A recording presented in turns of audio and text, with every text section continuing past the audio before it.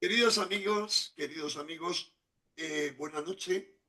Estoy aquí de nuevo con vosotros, recomenzando la serie de entrevistas que tenía pendientes acumuladas hace tiempo con una buena, querida y admirada amiga, Mercedes Pullman. Mercedes, muy buena noche. Muy buenas noches. Es un placer tenerte aquí con nosotros y sin más preámbulos, vamos al grano, aunque una vez que yo te presente y el tema del que vamos a hablar, vamos a anunciar algunos eventos, en uno de los cuales vamos a participar los dos. Tengo que deciros que Mercedes Pullman, la que yo conozco hace tiempo, especialmente por la sociedad, a través de la Sociedad Española de Antropología y Tradiciones Populares, en la que en el pasado yo fui uno de los vicepresidentes y que en este momento es presidenta Mercedes Pullman en su calidad de licenciada en Antropología Social y Cultural, además de ser graduada social, en trabajo social. Mercedes Pullman, nacida en Ucrania, eh, es, sin embargo, descendiente de abuelos españoles que salieron de España cuando la guerra civil. ¿Y qué ocurre? Que Mercedes residió allí, en Ucrania, hasta que entonces formaba parte de la Unión de Repúblicas Socialistas Soviéticas, pero vivió allí hasta los 25 años porque cuando vio que su país natal se derrumbaba, porque ella lo concebía como muchísimos ucranianos, sobre todo los ucranianos del este, aunque yo no sé si tú vivías en la zona del Donbass o dónde vivías tú, Sí, Mercedes. yo vivía más cerca de la zona de Donbass. Más Yo cerca vivía de... al lado de Kharkov, a 60 Claro, kilómetros de Kharkov. sí, que es... Ahora no sé si está ocupada por Rusia o no. Y es No sé, increíble. estaba ocupada la mitad, eso sí. Sí, a la mitad. Es la zona en la que erais rusoparlantes y Sí. de ahí viene todo el conflicto. Pero no vamos a enrollarnos con eso porque no le va a gustar y la va a penar mucho la situación en la que está su país en sentido amplio. Allí se licenció en filología rusa y trabajó como profesora de lengua y literatura rusa. Entonces, al venir a España ya hemos contado lo que hizo y Mercedes es autora de 4 libros, el cuarto de los cuales está a punto de salir de la imprenta. Y el cuarto, ya os anticipo, es OVNIs en la Unión de Repúblicas Socialistas Soviéticas. Tenemos también este libro del que vamos a hablar, OVNIs en Ucrania, ¿vale? Forma parte de la serie Expedientes X tras el telón de acero, como lo forman también los libros Los secretos mejor guardados de la KGB y los experimentos más extraños de la KGB, de los que muchos sabéis a través de las intervenciones de Mercedes en Cuarto Milenio, donde durante meses desarrolló una sección dedicada precisamente a estos expedientes. Mercedes, si me permites, vamos a anunciar que ambos, tú y yo, vamos a participar en un congreso.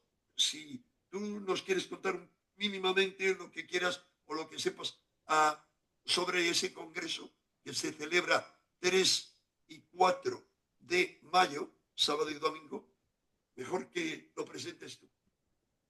Sí, me parece un congreso muy interesante porque además se organiza desde el extranjero. Lo que más me emociona es el cartel que se ha reunido. O sea, van a estar todos los grandes y de repente cuando vi mi foto digo, ay, basta, estoy entre los grandes. Entonces, claro, para mí es como un gran honor estar en este cartel. Entonces, claro, van a ir especialistas pues de ufología, vamos, que trabajan y investigan los fenómenos anómalos aéreos desde su juventud. O sea, y claro, es que es, no sé, yo estoy muy emocionada porque se ha dividido muy bien las ponencias, van a haber muchas ponencias porque hay muchos investigadores que vienen de toda España para deleitarnos con estos casos y con sus pensamientos.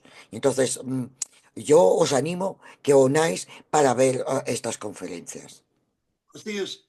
Bueno, hay que decir que faltan algunos invitados, porque, por ejemplo, Javier Sierra, que estaba encantado, pero va a estar en Sudamérica y concretamente en Perú promocionando su libro. Es una pena, no lo tengo aquí, el último libro brutal de Javier Sierra, sobre el cual hablaremos con él en próximas semanas. Cualquiera que le interese el Congreso, aunque ya hemos hablado de él, pondremos la dirección debajo. Hay una oferta especial que dura hasta el fin de este mes y en efecto hay desde estudiosos del fenómeno ovni muy veteranos, casi como yo, como Marcelino Riquejo, que nos va a hablar de la increíble conexión entre las antiguas diosas, el fenómeno ovni, las apariciones marianas, hasta investigadores otros que son eh, también muy veteranos a los que yo he conocido siendo muchachos, como por ejemplo José Antonio Caravaca, que tiene una sección en el programa de Iker y al que yo conocí. Él me recordaba en un congreso cuando él era un chaval. En edad ese es lo único que os aventajo a todos, y un largo etcétera, incluida la organizadora, que es una investigadora colombiana. Ha habido otros amigos, digamos, de otros países que, dependiendo de cómo vayan las inscripciones, habrá que ver si se pueden incorporar, si es que da de sí para pagarles el pasaje. Pero bien, también deciros que os dejo abajo el enlace para el encuentro anual, el tercer encuentro que vamos a tener Emilio Carrillo y yo, que se llama Ordo ad Chaos, hacia un orden nuevo o sea, material o espiritual a través del caos. Os lo dejo abajo. Os he de decir que con Emilio, por aquí tengo su libro, debajo del de Mercedes, Prognosis del Horizonte Venidero, vamos a hablar, la próxima entrevista será con él, y también tendremos una entrevista la semana que viene con Vicente Lozano sobre el Vatican Gate, lo que él considera el complot ultra contra el Papa Francisco y la manipulación del próximo cónclave. Porque en este canal, como ocurre en Horizonte y en Cuarto Milenio, damos voz a todo tipo de tendencias, desde quienes defienden al Papa Francisco hasta quienes ven con mucho miedo lo que pueda venir y ven la posibilidad de un cisma.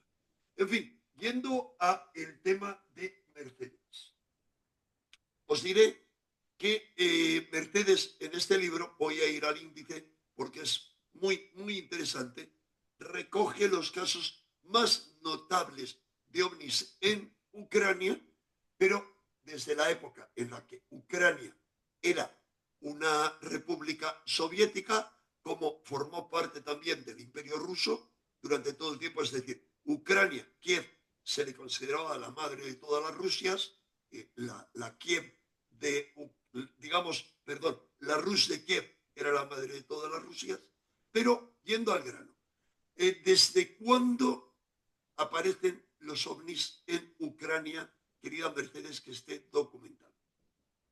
Bueno, supongo que los ovnis aparecen desde siempre. Lo que sí que la primera mención de algún fenómeno que apareció en el cielo aparece en el siglo XV. Entonces, claro, después han aparecido, por ejemplo, en varios manuscritos antiguos de Hipatio, también de Néstor, los manuscritos de Néstor. Entonces, en unos lo describían como, por ejemplo, se peleaban, es para el siglo I, me parece. En un manuscrito han encontrado una descripción como se peleaban con una serpiente de fuego. Entonces, claro, ¿qué puede ser una serpiente de fuego? No se sabe. Porque hay otra explicación, por ejemplo, hay otra descripción que apareció la bola con una cola de fuego y después comparando los datos, esta fue el cometa Halley cuando fue visible. Pero claro, ellos no sabían. Entonces, claro, lo han descrito pues como si fuera algo extraordinario que estaba en el cielo. A mí personalmente la que más me llama la atención son los de las serpientes del fuego. Porque esto tan largo y tan luz, yo creo que no hay explicación a este fenómeno celestial. Entonces, claro, si vamos a ir, pues en el siglo I ya se describían los fenómenos. Así que en Ucrania desde siempre, además, el relieve de Ucrania ayuda, porque hay lugares pues con zonas muy anómalas donde van los ufólogos ucranianos a investigar. Zonas con especial frecuencia de fenómenos ovni o también hay otro tipo de fenómenos anómalos en esa zona. A ver, hay varios tipos. Hay fenómenos donde se paran los aparatos eléctricos, donde se paran los relojes, donde pierden la noción del tiempo, pero en estos lugares es donde suele en Ucrania aparecer también el fenómeno ovni. Entonces, claro, los apasionados cogen sus cámaras, cogen su tienda de campaña y van a estas zonas y esperan a ver qué pueden ver. Y te pregunto, en Ucrania hay documentados también, para diferenciarlos claramente de esas bolas, serpientes de fuego, que pueden ser perfectamente cometas, o sea, como es Sí, Apófilis en Egipto. Muchos pensamos, sobre todo geólogos, pero también profanos como yo, que es una descripción de un cometa devastador que vino en el pasado y que acabó con la última edad de hielo, la época del Dreier reciente. Pero te pregunto, ¿hay documentados en Ucrania casos de aterrizajes de ovnis, de apariciones de ocupantes, abducciones? sí, sí, por supuesto. A ver, mira, en Ucrania hay una web muy interesante donde los ufólogos recogieron avistamientos OVNI desde el siglo I, que son documentos PDF, y van así en fila y llevan un signo, que por ejemplo el signo de desconocido, que es aterrizaje o que es encuentros cercanos. Por ejemplo, mira, antes de la guerra, de Segunda Guerra Mundial, en Kiev Si no te apareció... importa, yo no sé si te oigo yo mal, porque yo estoy con el micrófono, luego explicaré por qué ahora sí funciona y durante otros programas no. Pero estoy con el micrófono y quizá por eso yo no te oigo bien. Entonces, si no te importa acercarte, te lo Vale, agradecería. sí, yo me acerco. Ideal, así mejor. Así mejor. Bueno, entonces han encontrado unos restos de un objeto metálico en forma de flecha, diámetro 3 metros y de largo 50 metros.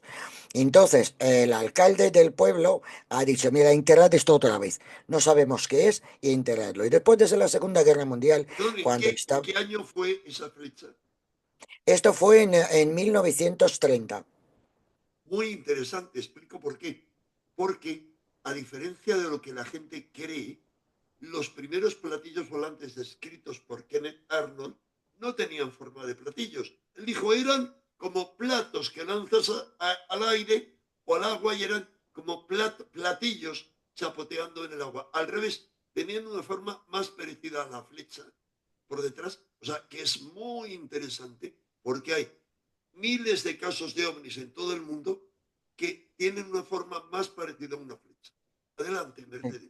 Y entonces, en 1948, cuando estaban arreglando las avenidas de Kiev, se han topado con este artefacto. Entonces vinieron los militares, cortaron en trozo y se lo llevaron a la base militar secreta. Y entonces, claro, Fascinante, desde... Mercedes. Sí. Y Pero entonces, ¿sabes por desde qué? allí Perdona, va...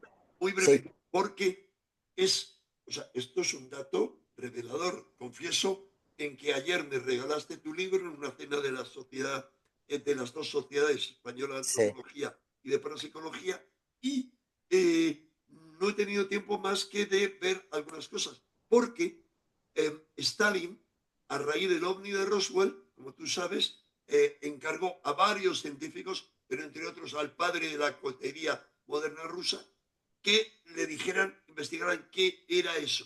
Así que es normal que a raíz de eso debió averiguar, le debieron informar. Hay algo caído ahí, dijo, a por ello. Adelante. Claro, mira, yo encontré un documento que ya en 1928 fueron a Kazajstán a observar objetos voladores no identificados. Estamos hablando de 1928. Entonces tenían interés ya en esto. Entonces, claro, Stalin estaba preocupado y es cuando preguntó a Karolov si los ovnis representa algún peligro para el país. Y Korolov ha dicho que no, y entonces se relajó y se guardó en la carpeta. Pero no podemos olvidar que cuando Ucrania pertenecía a la Unión Soviética, durante 13 años funcionó el proyecto secreto que se llamaba Sietka, se traduce en español como la red. Entonces, estaba dividido el programa en dos campos. Uno pertenecía al Ministerio de Defensa y otro pertenecía a la Academia de la Ciencia de la URSS. Entonces, claro, cada dos departamentos se ocupaban de esos casos. De los militares no crees tú que hay muchas evidencias y mucho documento que salió a la luz. Pero de la academia sí salieron los documentos y hay avistamientos. He dicho, los científicos de la academia reconocieron que 10% de avistamientos ovni ellos no pudieron explicar científicamente. O sea, Muy, se muy quedó, interesante. Muy se quedó interesante sin porque resolver. lo que he leído en tu libro, creo que es ese proyecto, recibió una financiación increíble para la fecha y para aquella época, y estaba incluido dentro de ese proyecto que era para cualquier tipo de cuerpos investigar que pudieran caer a la Tierra, pero también que pudieran representar una amenaza. Eso lo comentaste. Claro. Claro, realmente lo que estaban preocupados es la amenaza. Y de hecho siempre, allí no se llamaban ovnis, se llamaba fenómeno anómalo aéreo. Nunca se han llamado ovnis.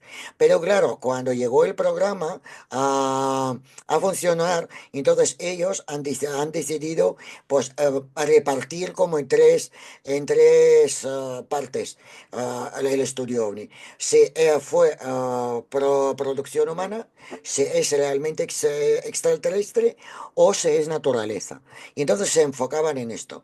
Y militares iban en otro. Cuando se cerró el proyecto, todos los documentos fueron a parar a la carpeta azul de la KGB. Interesante. Entonces, Eh, digamos, se les llamó fenómenos aéreos, fenómenos después o inicialmente, porque yo tenía entendido que inicialmente eran NLO, que mi ruso no es malo, es lo siguiente, pero algo así como Neteyura, Letiskaya Object, NLO, ¿has oído hablar de ese? sí, sí. Sí. A ver, habían varios departamentos, ¿vale? Entonces, tú piensas que para esto trabajaban, o sea, cuando ellos tenían un encargo de investigación, trabajaron toda la URSS. O sea, la sexta parte de la Tierra trabajaba, por ejemplo, para las investigaciones del KGB. Entonces, claro, cuando ellos decían que nosotros pensamos, entonces venían. Lo que pasa es que al KGB no le gustaba el asunto OVNI, porque decían que le producía más bien dolor de cabeza porque ellos querían dedicarse a espionaje y no a ver las luces, los platillos y recibir los mensajes. Y a Popovich, el astronauta Popovich, al final consiguió que la KGB le entregó esta carpeta azul, donde habían 124 casos. Pero claro, también hay que decir, cuando se derrumbó la URSS, entonces Cornel Sakharov vendió muchísima documentación a los americanos. Y por dinero mísero, o sea, los documentos se cambiaban por un Opel Corsa, ¿sabes? Entonces, claro, fue como apertura al occidente, y entonces, claro, llegaron americanos allí y empezaron a comprar todos los documentos. Y yo creo que sobre ufología soviética los americanos tienen bastante material. Qué interesante. Bueno, creo que no lo hemos hablado, que a mí el tema me fascina tanto. ¿Por qué? O sea, bueno, digo, me fascina tanto que sabiendo eso, Hilary Evans, un gran investigador de lo paranormal británico, me encargó un capítulo para una enciclopedia, la primera enciclopedia OVNI. Bueno, no era una Sí. enciclopedia exactamente, sino como una recopilación de la historia muy mamotrética en la que participamos como unos 40 investigadores de todo el mundo, y a mí me encargó el capítulo de ovnis en la Unión Soviética. ¿Por Fíjate, qué? Porque yo decía, el 90% de los argumentos escépticos, una historia occidental, tal, se caían de peso cuando se documentaba que desde Stalin, que tenía toda la información, sí. tenía una verdadera obsesión porque era eso. Pero siguiendo con todo esto, te pregunto un dato adicional en cuanto a diferenciarlo de los fenómenos anómalos. ¿Conoces documentalmente casos de naves nodriza en Ucrania de las que entren y salgan ovnis? Sí, a ver, habían varios casos. Es que hay muchísimos casos de esto. Entonces, claro, enseñan, cuando llegaban a varios lugares de Ucrania, sobre todo donde había agua, ojo. se paraba la nave nodriza y de ahí salían los pequeños ovnis. Pero siempre es o en una ciudad muy grande o, o en al lado del río. Entonces, claro, a mí ya llegué a pensar cuando estaba haciendo, digo, están buscando agua dulce o algo así. Porque claro, cuando paraba la nave nodriza, entonces salían las pequeñas y iban a investigar. No sé lo que iban a investigar, pero algo iban a investigar. Y después otra vez se volvían. Por ejemplo, también en Chernóbil, mira, dicen que se paró la salida de radioactividad un ovni. O sea, y esto está documentado también. Entonces, Muy claro, bueno. es como... Y en Ucrania, por ejemplo, cuando Ucrania se separó de la Unión Soviética, era un país realmente pobre económicamente, tardaron como 3 años en ir recuperándose. En cuanto se recuperaron, o el Instituto Geográfico empezó a investigar y era oficial, investigación oficial de fenómenos ovni. Entonces, claro, era, o sea, se asignaba dinero del presupuesto del Estado, no mucho, pero para estas investigaciones. Es para que veas que, o sea, en la ex Unión Soviética, el fenómeno ovni era como, a veces era permitido, después no, después otra vez, pero se toman en serio. Claro, antes había secreto, ahora por ejemplo no tanto. Yo ahora si veo la televisión ucraniana o rusa, hay un montón de casos y hay un montón de testigos que declaran y son sorprendentes estos casos. Yo te mencionaba lo de las naves nodrizas porque para mí uno de los muchos, pero principales argumentos convincentes de que no puede ser tecnología terrestre, todos ellos actualmente sí, es que desde la antigüedad, pero sobre todo año 1950, hay casos Sí, espectaculares de naves nodrizas de las que salen pequeños objetos. Era imposible que hubiera algo así y he hablado con multitud, pero multitud significa como multitud. 50 tripulaciones de aviones que han visto cómo salían esos pequeñas luces de esos naves nodrizas. Pero bueno, yo me enrollo mucho. Te pregunto algo muy importante. ¿A cuándo se independiza Ucrania? Ucrania se independiza en el año 91, más o Sí, menos. 91. Sí, Claro, cuando se desintegra completamente la URSS. sí. A partir de entonces sigue la investigación en Ucrania y sigue siendo financiada por alguno de los gobiernos. Sí, sí, no, el gobierno de Ucrania tenía una asignación del presupuesto donde se investigaba a nivel militar y siempre desde la perspectiva si hay amenaza al país. O sea, no están esperando los extraterrestres que vengan, no, siempre lo investigan como amenaza o invasión. Entonces pertenece al círculo militar, claro. Hay para mí un caso muy espectacular que a mí me conmovió mucho porque tiene que ver con lo que ocurre en todo el mundo, al que dedicas un capítulo, el capítulo cuarto, que se titula ¿Qué hacen los extraterrestres en la central nuclear de Chernóbil? Y Sí. precisamente en el momento en el que la central está a punto de reventar. Cuéntanos, por Sí. favor, A sintetízame. ver, este sí que es interesante. Además, claro, tenía que dedicar todo el capítulo porque ahí aparece de todo. O sea, cuando ocurrió ese desastre, aparece de todo. Entonces, claro, cuando estalló, cuando se explotó la nave 4, entonces llamaron a unos dosímetros, señores que tenían que medir la radioactividad que hay. Y ellos cuando salieron con su coche, y vieron el desastre que se ha organizado, entonces volvieron a poner unos trajes que no servían para nada. Y dicen cuando de vuelta estaban volviendo, y hay testimonios grabados realmente, vieron a una esfera anaranjada sobre el bloque 4 y que ponía como un rayo de luz. Antes de ir a cambiar de ropa, ellos midieron la radioactividad y era de 3.000 mil alterógenos. Y cuando ya volvieron y vieron el ovni, eran de 800. O sea, se ha reducido en 3 veces la radioactividad de salida. Entonces, claro, y no solamente vieron ellos, vieron pues un montón de testigos. Entonces, claro, muchos ufólogos afirman que, que es realmente el que salvó, el ovni que salvó la población de Pripyat, Bueno, reduciendo eso, la...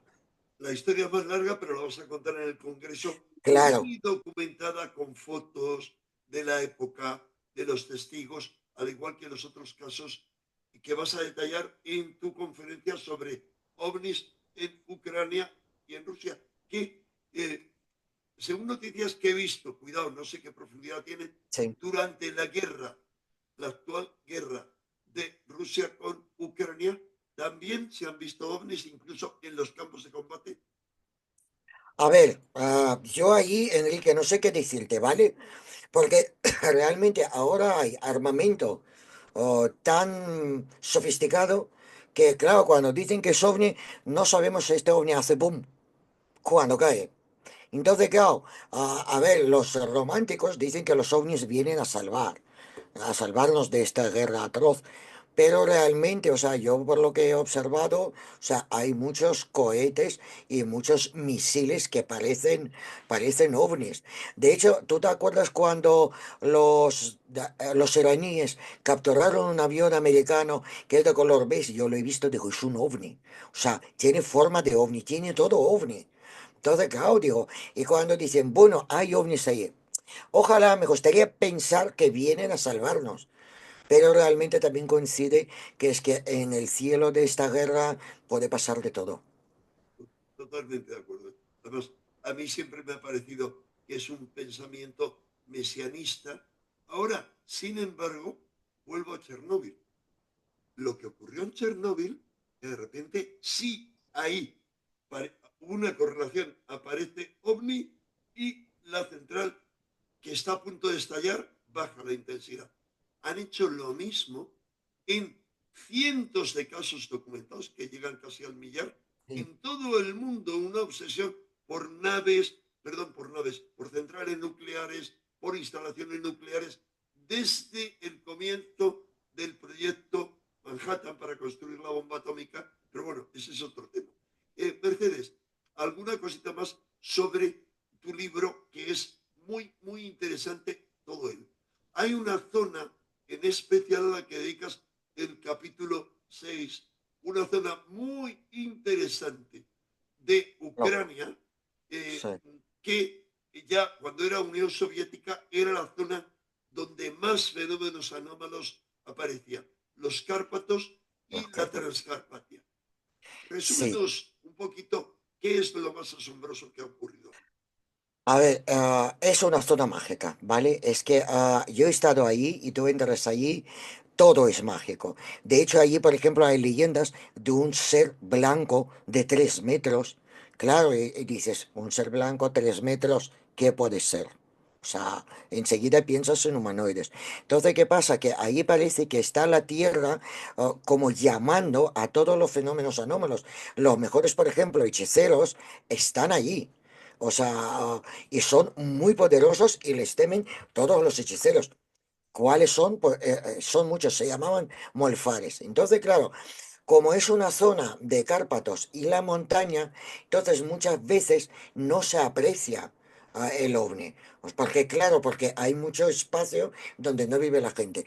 Pero cuando aparece, hay avistamientos ovni, hay aterrizajes ovni, hay de todo en Cárpatos. Entonces, claro, por ejemplo, muchos ufólogos ucranianos adoran ir a Cárpatos, pero porque aparte de captar los ovnis, captan anomalías de cualquier índole. Entonces, claro, les encanta ir ahí.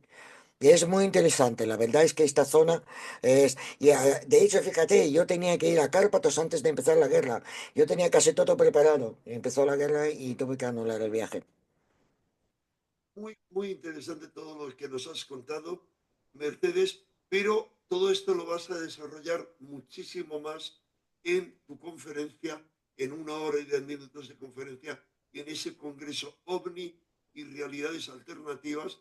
Recuerdo, sábado y domingo 3 y 4 de mayo, que se puede también asistir online. Toda la información abajo y ahí nos vemos, querida Mercedes. Tenemos 2 mesas redondas muy interesantes en las que espero poder compartir contigo sobre las últimas grandes revelaciones ovnis, bueno, sobre dos de las, la otra es abducciones. ¿Qué hay Oh, detrás de las abducciones? Ahí nos vemos, querida Mercedes. sí, seguro que sí. No Y no, faltaré. y no olvidar los libros de Mercedes, Ovnis en Ucrania, hemos hablado hoy de él, y en otra ocasión hablaremos del libro que está a punto de salir, Ovnis en la Unión Soviética. Los podéis comprar sin problema a través de Amazon o creo, en alguna otra plataforma lo No, hay, en pero Amazon, en Amazon. solamente. Este libro en Amazon. El nuevo que va a salir va a estar en las tiendas en Amazon. Perfecto. Hay otro libro que tienes sobre KGB que está en ediciones Sidonia, los experimentos Sí, está más en la edición de Sidonia, los experimentos del KGB, que es bastante interesante y todos dicen, es un poco crudo el libro, difícil de leer. Digo, bueno, sí, es lo que haría. hay cosas Sí, monstruosas ahí.